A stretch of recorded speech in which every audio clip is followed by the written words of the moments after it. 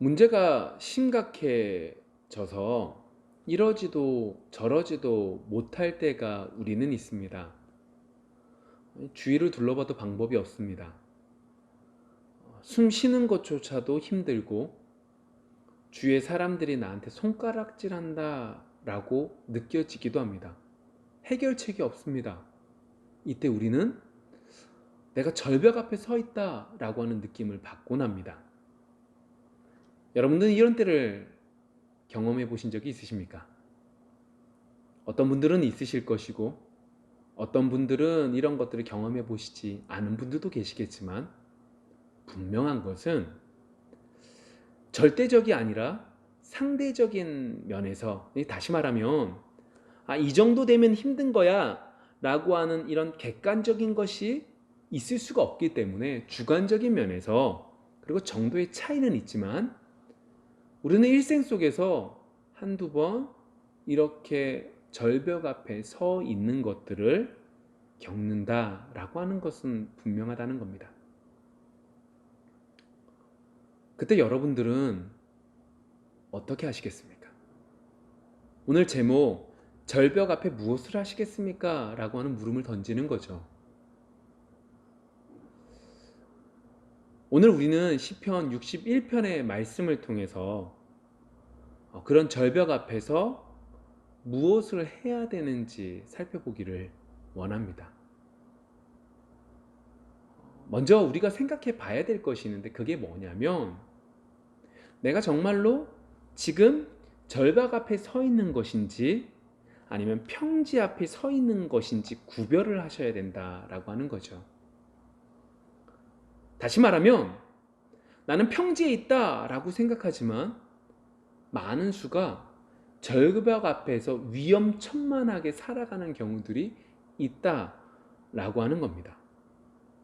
내가 지금 내 앞에 절벽이 있어서 떨어지면 죽을 수밖에 없는데 평지를 지나는 것처럼 아무렇지 않게 걸어갈 때가 있다라고 하는 거죠. 예를 들면 만화 영화 같은 데 보시면 한 사람이 열심히 도망을 칩니다. 근데 그 앞에 자신의 길 앞에 낭떠러지가 있어서, 절벽이 있어서 그 절벽이 있는 것을 보지 못해서 열심히 뛰다가 공중에서 한 몇 초 정도 있다가 뚝 떨어지는 만화 영화들을 여러분들은 보신 적이 있으실 것입니다. 마치 그것처럼 우리는 우리의 인생 속에서 우리가 모르는 사이에 낭떠러지에 서 있음에도 불구하고 멋모르게 살아갈 때가 있다라고 하는 거죠. 열왕기상 18장을 보시면 엘리야가 바알과 아세라 제사장들과 대결하는 장면이 나타납니다. 제사를 드림으로 어느 신이 참 신인지 승부하자는 거죠. 그리고 그 속에서 엘리야는 승리합니다. 엘리야의 제단에만 하나님께서 불을 내리셔서 하나님만이 참 신인 것을 나타내 보이셨고, 3년 6개월 동안 비가 오지 않았는데 비가 내리게 됐으며, 심지어 아합이 수레를 타고 마차를 타고 내려가는 그 달려가는 것보다 엘리야가 더 훨씬 앞서서 달려갔다라고 하는 기적의 역사도 맛보았죠. 엘리야의 입장에서는 지금까지 낭떠러지 앞에서, 절벽 앞에서 겨우겨우 어렵게 살아갔다고 생각했는데, 이제는 이렇게 비도 내리게 하셨고 참신도 하나님이시고 엄청난 기적으로 마차보다 빨리 가게 해주신 여러 가지 사건들로 통하여 지금까지 하나님을 모른다고 했던 이스라엘 백성들이 한순간에 모든 것들이 바뀌어서 하나님만이 참신입니다 라고 고백하며 아합이라고 하는 그 왕이 완전히 바뀌어서 하나님을 섬기게 될 줄 알았는데, 도리어 절벽을 벗어났다라고 생각한 그때가 바로 절벽 앞에 있던 때였고, 그때 제대로 가지 못했던 엘리야는 결국 절벽 아래로 떨어지게 되는 것들을 보게 됩니다. 열왕기상 19장 4절 이렇게 기록되어져 있습니다. 자기 자신은 광야로 들어가 하룻길쯤 가서 한 로뎀 나무 아래 앉아서 자기가 죽기를 원하여 이르되 여호와여 넉넉하오니 지금 내 생명을 거두시옵소서. 나는 내 조상들보다 낫지 못하니이다 하고. 이거 완전히 우울증입니다. 이거 완전히 실패한 자의 모습이죠. 왜 이렇게 됐느냐? 여러 이유들을 말할 수 있겠지만 오늘 말씀으로 말하면 절벽 앞에서 위험하게 서 있었는데 그는 평지에 서 있는 것처럼 오해한 것 가운데 결국 그렇게 떨어지게 된 거죠. 그가 볼 땐 멀리서 보이던 내가 원하는 그 모습이 조금씩 보이는 것을 통하여 내가 있는 곳이 낭떠러지가 아니라 평지라고 오해하고 있었다라고 하는 겁니다. 여러분, 엘리야의 모습을 통해서 우리도 엘리야랑 똑같구나, 엘리야가 이렇게 실패했구나, 위로받자고 이해하는 것이 아닙니다. 그 모습 속에서 우리의 모습을 뒤돌아보기를 원한다는 거죠. 우린 너무나 많은 경우 이렇게 행동을 합니다. 내 밑은 청길 어둠인데 눈앞에 내가 원하는 것이 멀리서 보이니까 내가 지금 있는 이곳이 낭떠러지가 아니라 좋은 평지라고, 오아시스라고 생각하고 간다라고 하는 거죠. 그렇다면 여러분 어떻게 하시겠습니까?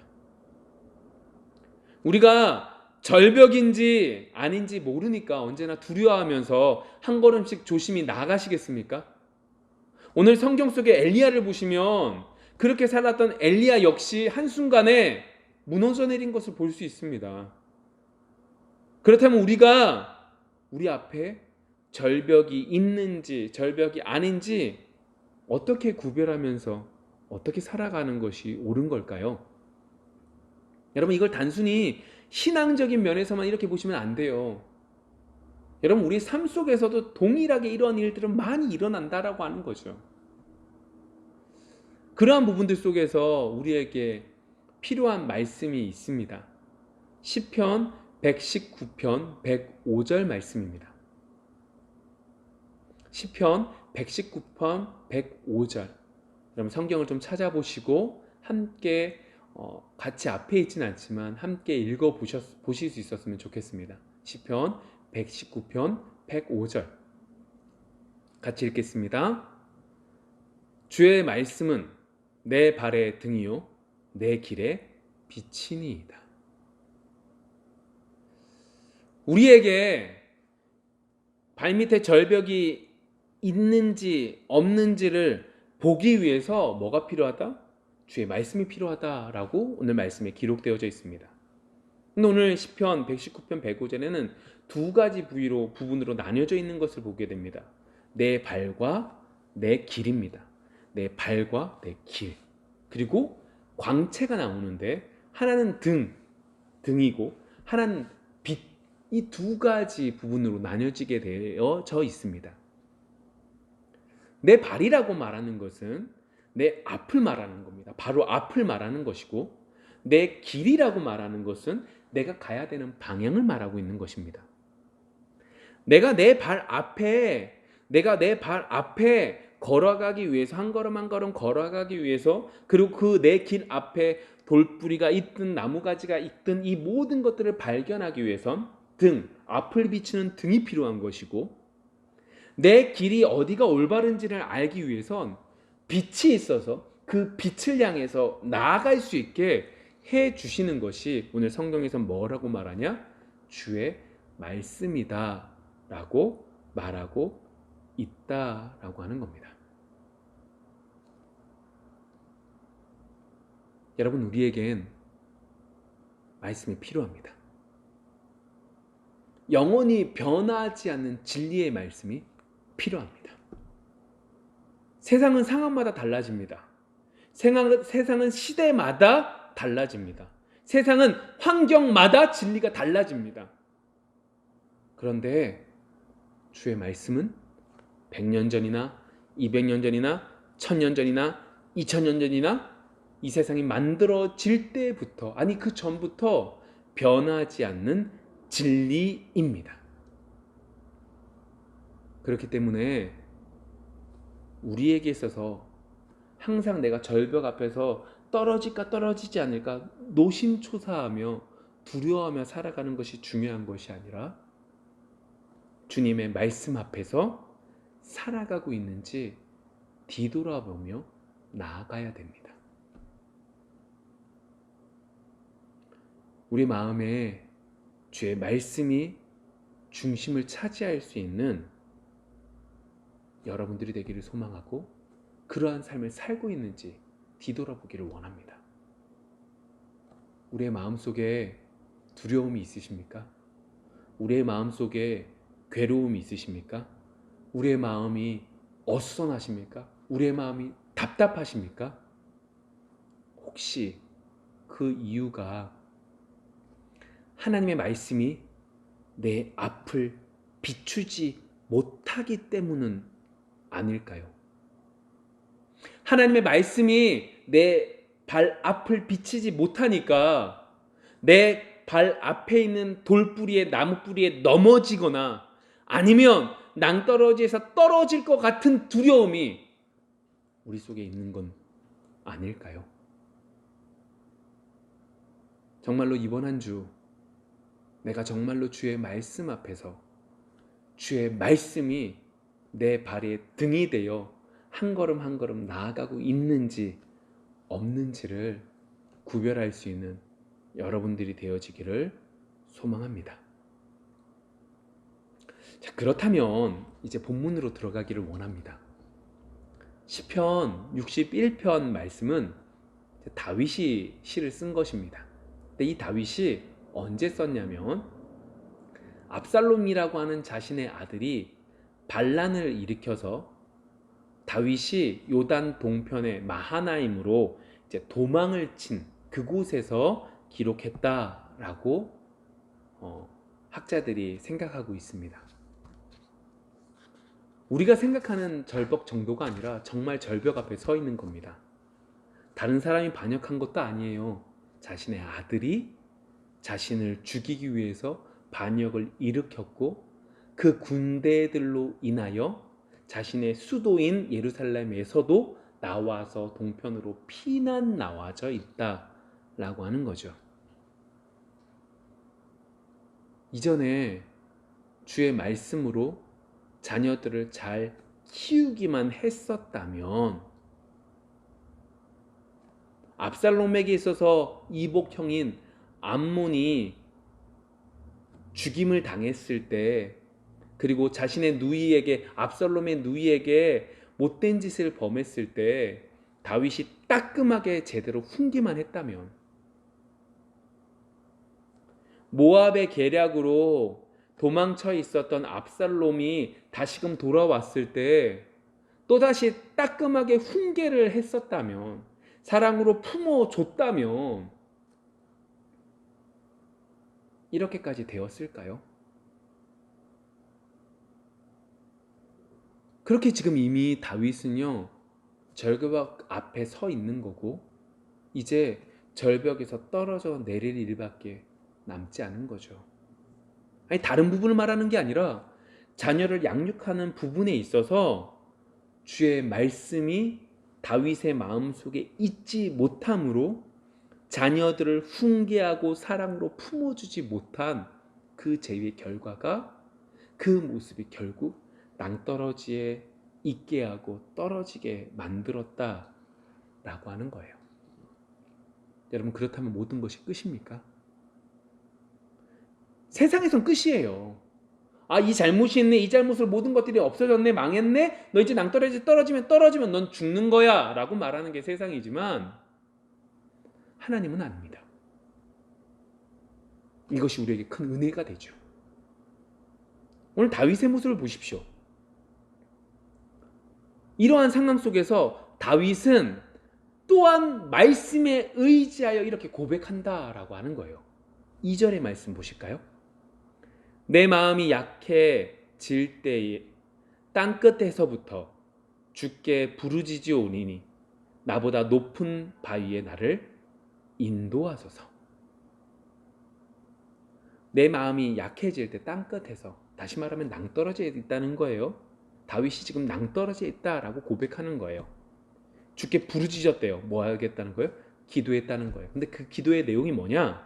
나보다 높은 바위에 나를 인도하소서예요.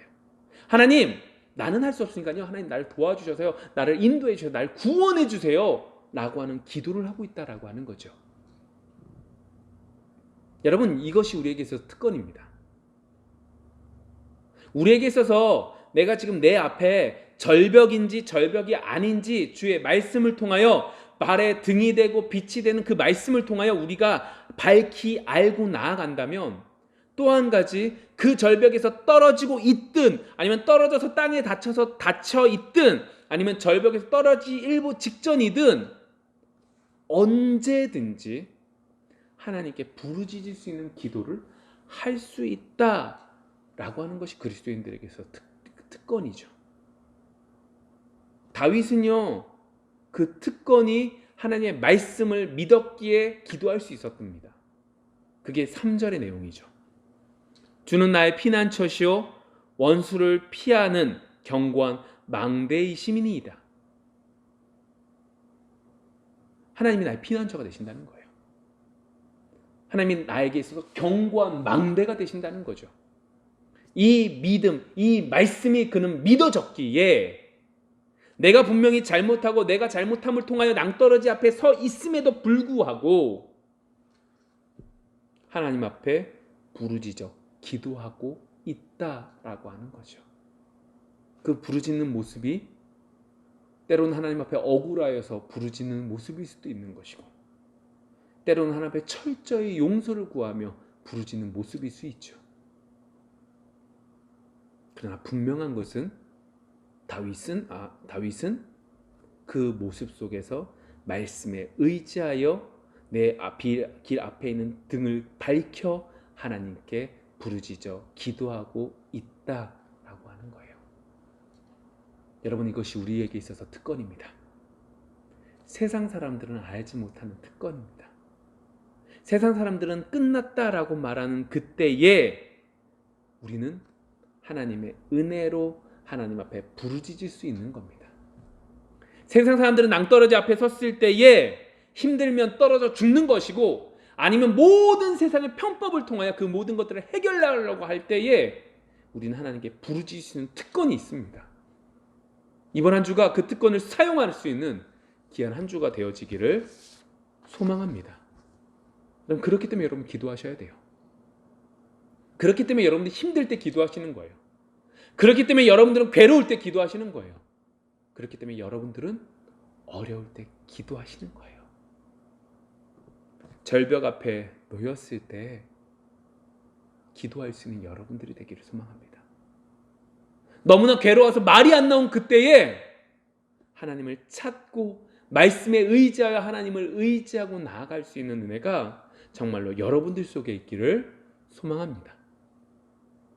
자, 그렇다면 이렇게 다윗이 이러한 특권을 썼어요. 그때 이러한 특권을 썼더니 다윗의 모습이 어떻게 되느냐라고 하는 게 중요하죠. 여러분, 결론적으로 말해보면 우리는 절벽 앞에 서 있는 것이 세상에서는 끝났다라고 말하지만 우리는 그 절벽 앞에 서 있는 것이 하나님의 은혜인 것을 깨닫는 백성이 그리스도인들이에요. 오늘 볼까요? 4절 5절 다윗이 그 절벽 앞에서 하나님께 부르짖고 하나님이 나의 피난처십니다 라고 말했을 때 얻어지는 거예요. 결과가 뭐냐는 거예요. 4절 5절 읽어볼게요. 내가 영원히 주의 장막에 머물며 내가 주의 날개 아래로 피하리이다. 주 하나님이여, 주께서 나의 서원을 들으시고 주의 이름을 경외하는 자가 얻을 기업을 내게 주셨나이다. 다윗의 상황이요? 여전히 똑같아요. 마하나임에서 지금 어떻게 될지 한치 앞을 모르는 그 상황 속에 있는 거예요. 세상 사람들이 볼 때는요, 낭떠러지에서 이제 떨어질 일밖에 남지 않은 거죠. 그런데요, 지금 다윗은 완전히 다른 삶을 살고 있어요. 다윗은요, 완전히 그 낭떠러지에서 벗어나서 평지를 걷고 있는 것처럼 말을 하고 있는 거예요. 왜요? 오늘 말씀 속에서 그렇게 말하거든요. 나의 기도를 들어주시고 나에게 기업을 주신다고 확신하셨습니다. 여전히 사람들이 볼 때는 위급한 상황인데 다윗은 완전히 다른 모습이죠. 세상 사람들은요 이렇게 말을 합니다. 마음가짐을 달리 먹으면 상황이 달리 보인다고. 마음가짐을 바꾸면 상황이 달리 보인대요. 여러분, 다윗이 완전히 긍정적인 생각을 가졌기 때문에 이렇게 달라진 거예요? 아니에요. 다윗이요 단순하게요 마음가짐을 달리 먹었기 때문에 이렇게 바뀐 건가요? 아니에요. 여러분, 우리가 이런 말씀들을 볼 때 우리가 오해하는 것은 이런 말씀들이 있구나, 우리가 생각을 좀 고쳐먹자, 그래 긍정적으로, 하나님이 언제나 긍정적인 것들을 좋아하셔, 긍정적으로 이루어주실 거야. 아니에요. 여러분들이 긍정적인 생각을 했다고 해서 여러분들이 온전히 긍정적인 환경들이 만들어지지 않아요. 이게 무슨 말이냐면 여러분들이 여러분들의 의지로 긍정적인 생각들을 가지시잖아요. 그러면 그것들을 갖는 그것 요치도 여러분들의 그 크기에 따라서 한계점이 존재해요. 내가 이 정도가 차기 전까지는 긍정적인 마음을 먹을 수 있는 거예요. 내가 이 정도만 차기 전까지는요 내가 기뻐할 수 있는 거예요. 근데 이 한계점이 넘어가 버리면 사람은 절대로 기뻐할 수가 없어요. 그게 사람의 한계성이고 그게 인간의 모습이에요. 그런데 다윗은 그것을 뛰어넘어요. 다시 말하면 인간적인 부분이 뛰어넘어진 하나님의 은혜적인 부분이라는 거죠. 하나님께서요 믿어지게 하신 거예요. 하나님께서요 은혜를 베풀어 주신 거예요. 하나님이요 피난처가 되신다는 것이 믿어지는 거예요. 하나님이 알아 있으면 나에게 아래 숨겨주신다는 것이 믿어지는 거예요. 하나님 앞에 안에 있으면 하나님께서 나의 기업을 계속해서 이어지게 만들어 주신다는 것이 믿어지는 거예요. 그 은혜가 딱 임하니까 세상에서 말하는 긍정적인 생각이 아닌 하나님의 은혜로 그 모든 것들이 바뀌어가서 낭떠러지가 아닌 하나님께서 분명히 길을 만들어 주실 것이다 라고 하는 믿음이 있게 된 거죠. 하나님의 말씀이 세상의 상황보다 더 크게 보이는 거예요. 마치 예전에 구약에 있었던 선지자들이 주변에 있는 사람들이 다 그 선지자들을 해코지하려고 할 그때에도 그 괴로움보다 하나님이 주신 말씀이 더욱더 커 하나님 말씀을 전했던 것처럼 다윗 역시도 내가 당하고 있는 그 상황보다 하나님이 나에게 주신 말씀하신 그것들이 믿어짐이 더욱더 커서 그 모든 것들을 담대히 나아갈 수 있게 된 거죠. 여러분들의 인생이 그러한 인생이 되어지기를 소망합니다. 말씀을 통하여 내가 지금 낭떠러지에 있는지 평지에 있는지를 구별할 수 있는 은혜가, 혹 내가 낭떠러지에서 떨어지고 있든 땅에 떨어져서 아파하고 있든 떨어질 상황에 있든 이 상황 속에서 기도함을 통하여 하나님이 우리에게 베풀어 주신 귀한 은혜가 여러분들의 인생 속에 가득 일어나지기를 소망합니다. 그렇게 될 때 하나님이 나에게 크게 보인다라고 하는 그 다윗의 모습 속에 구체적인 모습이 왜 이렇게 볼 수 있었느냐? 오늘 7절의 말씀 속에 그것이 나타나져 있습니다. 그가 영원히 하나님 앞에서 거주하리니 인자와 진리를 예비하사 그를 보호하소서. 여기서 말하는 인자라고 말하는 것은요, 하나님께서 다윗을 사랑하는 그 모습이 하나님께서 언약을 맺어주셔서 그것이 변하지 않고 계속해서 된다라고 하는 그 의미를 가지고 있대요. 그리고 또 한 가지 진리예요. 이 진리는 어떤 의미냐면 다윗의 입장에서 말하는 거예요. 다윗의 입장에서 어떻게 해요? 이 대적들을 징벌하신다. 그 징벌하신데 공의로운 기준을 가지고 분명히 징벌하신다라고 하는 것이 그는 믿어지게 됐다라고 하는 거예요. 다윗은요, 이 인자와 진리가 너무나 크게 보여지므로 낭떠러지가 낭떠러지가 아닌 것이 되어져 버린 거죠. 그리고 그가 한 가지 더 크게 깨달은 것이 있습니다. 6절의 말씀인데, 주께서 왕에게 장수하게 하사 그의 나이가 여러 대에 미치게 하시리이다. 이 말씀이 어떤 의미냐면 1차적으로는 다윗을 의미하죠. 근데 뒷부분을 보시면 그의 나이가 여러 대에 미치게 한다라고 말씀하고 있잖아요. 단순히 다윗을 장수하겠다, 다윗의 왕조가 이제 왕조를 의미한다라고 말할 수 있지만, 이게 궁극적으로 뭘 의미하냐면 메시아를 의미하는 겁니다. 그럼 다시요, 다윗이요 지금 압살롬의 그 공격보다 하나님이 더 크게 보여지게 된 이유는, 하나님의 인자하심으로 나를 영원히 사랑하신다.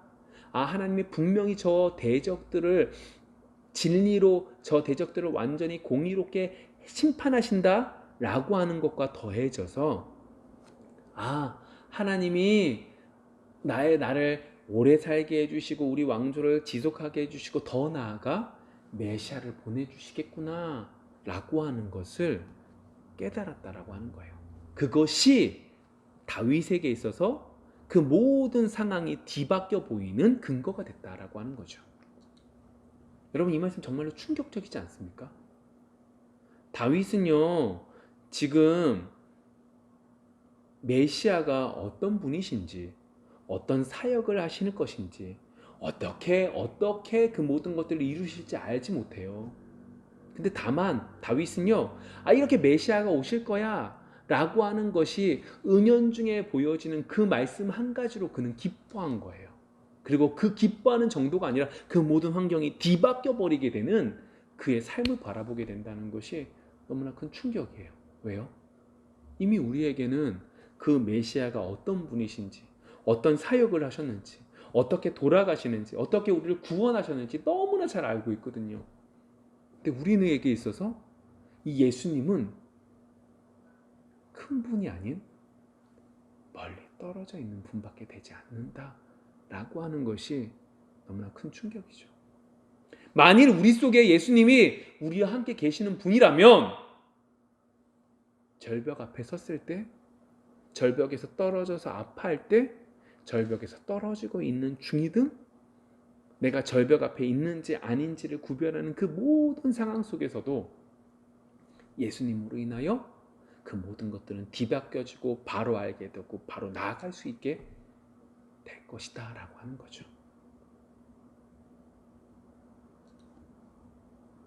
정말로 주님만을 바라볼 수 있는 여러분들이 되어지기를 소망합니다. 이제 8절의 말씀을 보면서 말씀을 맺기를 원하는데, 8절 말씀 읽겠습니다. 그리하시면 내가 주의 이름을 영원히 찬양하며 매일 나의 서원을 이행하리이다. 다윗은 지금 절벽 앞에 서 있어요. 그 원인이 자신이 하나님의 말씀을 마음에 두지 못함으로 자녀를 올바로 양육하지 못한 결과로 얻어진 거예요. 그러나 그는 그러한 부분 한 가지 속에 하나님 앞에 끝까지 부르짖고 나아가면 하나님이 나의 구원자가 되시고 강한 망대가 되시고 피할 바위가 되시고, 그리고 하나님이 날개 아래 피하면 모든 것들을 이루어 주신다라고 하는 말씀을 믿어 하나님 앞에 부르짖어 나아가 하나님 앞에서 인자와 진리를 깨달아, 그 정도가 아닌 예수 그리스도 메시아를 깨달아 그 모든 상황이 뒤바뀌어 8절의 말씀처럼 찬양하고 있다라고 하는 겁니다. 여러분, 이번 한 주 이런 은혜가 넘치는 한 주가 되어지기를 소망합니다. 절벽 아래, 절벽 앞에 있는 것을 깨달아서 두려워하며 떨고 있는 것이 아니라 절벽 앞에 서 있는 것이 은혜인 것을 깨닫는 여러분들이 되어지기를 소망합니다. 이번 한 주 하나님의 말씀의 능력으로 정말로 승리할 수 있는 귀한 한 주가 되어지기를 소망합니다. 기도하겠습니다.